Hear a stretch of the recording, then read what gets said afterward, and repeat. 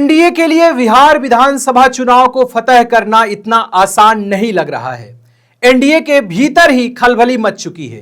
NDA भले ये कह रहा हो कि विपक्ष के लिए बिहार विधानसभा चुनाव जीतना मुश्किल है, लेकिन पहले अभी अपने परिवार के ही इस झगड़े को एनडीए सुलझा ले तो ज्यादा बेहतर है। बिहार विधानसभा चुनाव के लिए जेडीयू ने अपने उम्मीदवारों की पहली सूची जारी की है, जिसमें 5 सीट तो ऐसी हैं जिन पर चिराग पासवान की नजर थी।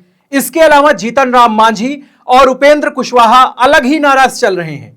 इससे लगता है कि एनडीए के भीतर सब कुछ ठीक तो नहीं चल रहा है। बिहार विधानसभा चुनाव में एनडीए की सीट बंटवारे के बाद उम्मीदवारों के नाम का ऐलान शुरू हो गया है। जदयू बीजेपी के बराबर 101 सीटों पर चुनाव लड़ने को राजी हो गई हैं, लेकिन अपनी मजबूत सीटें किसी भी सूरत में छोड़ने के लिए तैयार नहीं है। नीतीश कुमार ने अपने उम्मीदवारों की पहली सूची जारी कर एनडीए के सीट के समझौते का फॉर्मूला बिगाड़ दिया है। एनडीए के सीट शेयरिंग के बाद से उपेंद्र कुशवाहा, जीतन राम मांझी नाराज हैं और अब नीतीश कुमार ने जिस तरह चिराग पासवान को मिली 5 सीटों पर अपने प्रत्याशी उतारे हैं, इससे साफ लग रहा है कि एनडीए के भीतर कुछ ठीक ठाक नहीं चल रहा है। मांझी ने भी अपना तेवर दिखा दिया है।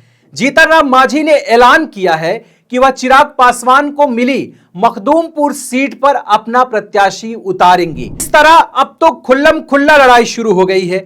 मामला अब बिगड़ता दिख रहा है। चिराग पासवान ने जिन 29 सीटों पर चुनाव लड़ने का अभी तक प्लान बनाया है, उनमें से कई सीटें ऐसी हैं जिन पर जदयू और बीजेपी का कब्जा है। बीजेपी भले ही अपनी जीती सीटें छोड़ रही हो, लेकिन जदयू अपनी जीती हुई सीटें एलजेपी के लिए छोड़ने को तैयार नहीं है।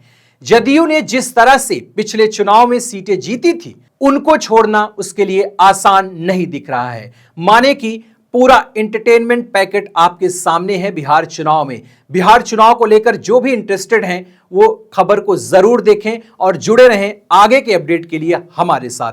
देखते रहिए द क्रेडिबल न्यूज। धन्यवाद।